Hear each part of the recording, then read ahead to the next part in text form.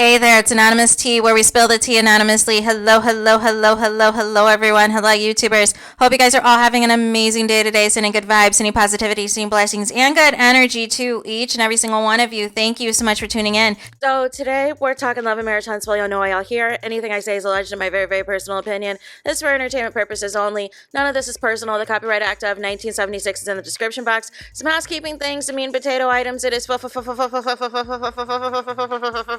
free to follow me, free to subscribe to this channel, Anonymous Tea, free to subscribe to my other channel, Anonymous Tea Podcast, free to follow me on the Tickety Talk at Anonymous Tea Podcast, free to follow me on the Instagram, on the Instagrammies at Anonymous Reality Tea, free to share everywhere. Like, comment, repost, share the link so that this video gets out to the algorithms. So in this video, you guys, we need to discuss that a clip has resurfaced, you guys, from the infamous limo scene that I believe was in season 1. I believe it was episode 5 or 6, if I recall, where the Scotts 1.0 and 2.0 planned the Holt 10-year anniversary, and we're going to the SEX store to get something freaky deaky for the Holts, and the Holts didn't really want to go to the dinner because they were arguing and this and that before everything else, and then we see the scene in the limo that has resurfaced of, you know, Martell and Mel receiving a couple of gifts, one being a SEX toy. So I don't know about y'all, but if y'all are couples and y'all have been married for X amount of years and this and that, and people are giving you SEX toys, and then the other toy that Tisha was so gleefully, this is from me and Kimmy, was lingerie, but it was basically barely their lingerie. So my thing is this. You guys were wanting something. You wanted Mel and Tel to, you know, reignite the spark, if you will, or have something intimate go down and this and that. But here's my thing.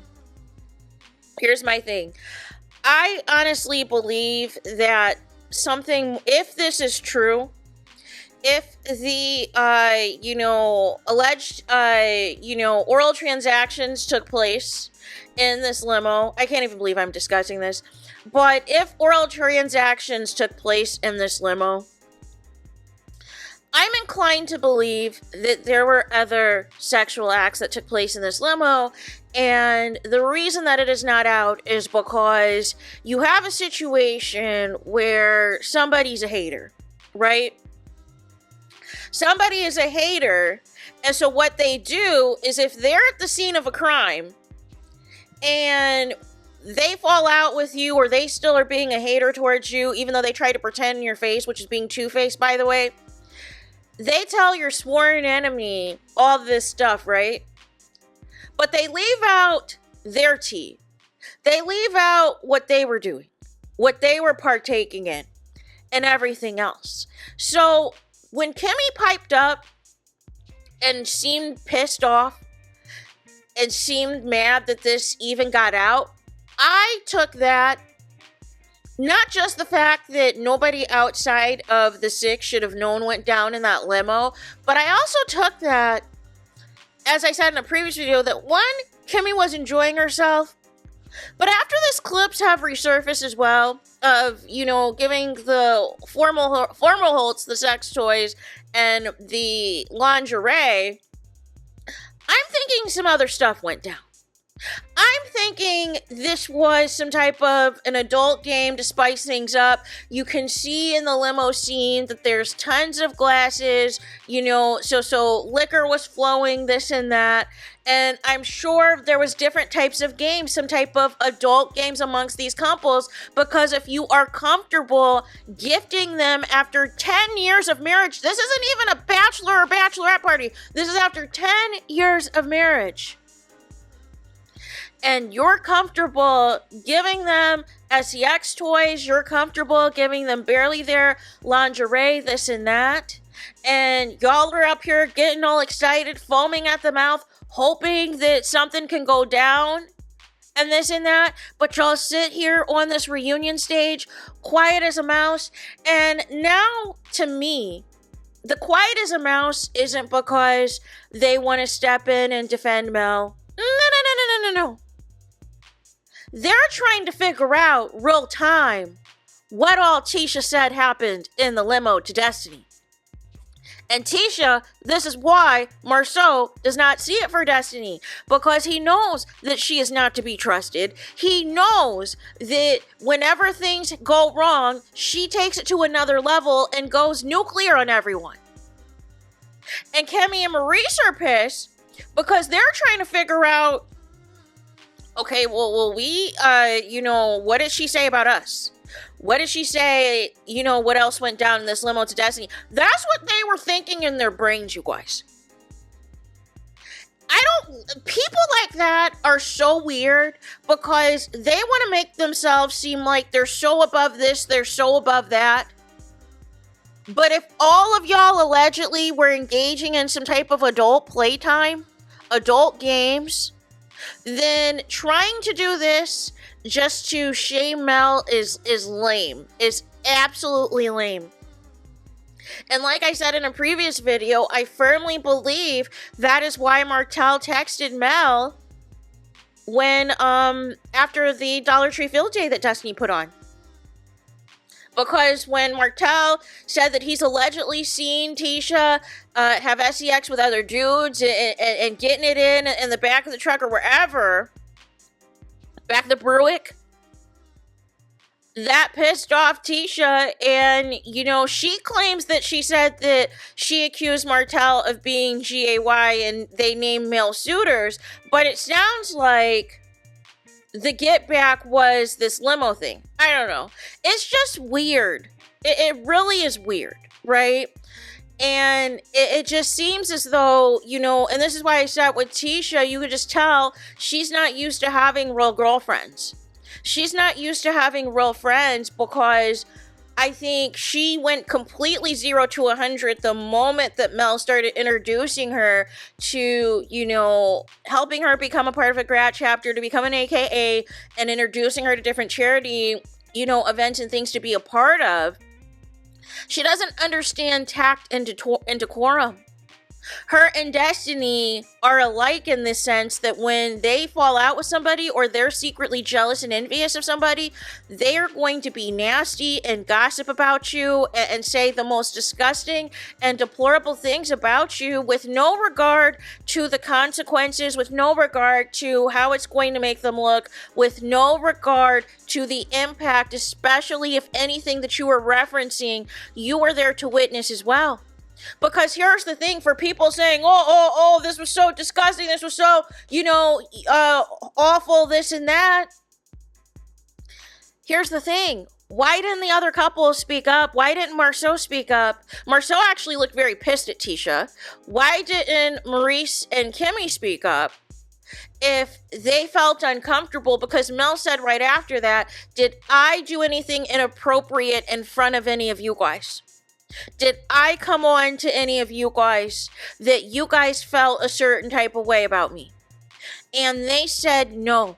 So that tells me that if the limo story is true, they were down with whatever was going down, and potentially the rest of them were partaking in something else as well, or this altogether is a flat out lie.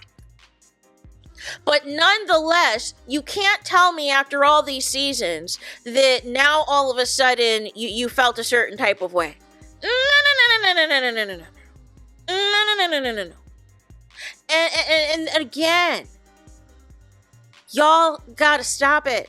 Y'all gotta stop moving the goalposts. Y'all are trying so hard to defend Destiny for the grooming allegations. She's still getting tons of backlash.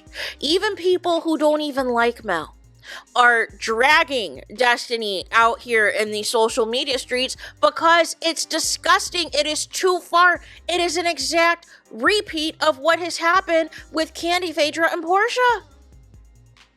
Almost exactly, just down to the script. The only difference was that it wasn't introduced during the season. But you wanted to blow this up at the reunion because you were hoping the next season was going to continue on the smear campaign and the slander campaign against Mel. And then you were hoping that everybody else was going to try to talk about what went down or didn't go down in the limo scene, or try to find a way that they can only isolate whatever Mel and Tel did and not themselves. Like y'all thought about this all the way wrong. So getting on here trying to scream and holler at other people, it's not really going to move the needle, because y'all keep exposing yourselves. Every time you think that you're trying to shame Mel or, do something that people are going to turn on Mel or have her image look a certain way, it always falls back on the source. It always falls back on the people who are doing the most and gossiping. And it also falls back on production. It starts at the top for allowing this nonsense in the first place. You would think that if you were accused and you have been vehemently denying all these years about what happened on Real Housewives of Atlanta season 9, you would think that you wouldn't want to try to duplicate any type of parts of any SEX or any type of storyline that is going to head in that direction. But all you're doing is confirming that you are down with this, that you are into this. And somebody wanted it out there, you guys. Because, like I said, a good professional would do their due diligence and make sure the newly released version of part 2 of the reunion, all streaming platforms, every place that distributes, own programming would have the most up-to-date copy. But somebody is in their feelings, somebody is not on their job, and it's interesting because it's viral still on the Instagrams, on the TikToks, and on Facebook, however, and some other social media sites. But apparently on Instagram, allegedly they're taking down the video.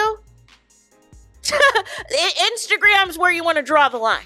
It's viral everywhere else. You can't delete the videos now, you guys. You can't try to have the videos removed. It doesn't work like that. It is a trending topic. It is trending more than the edited nonsense that the reunion was.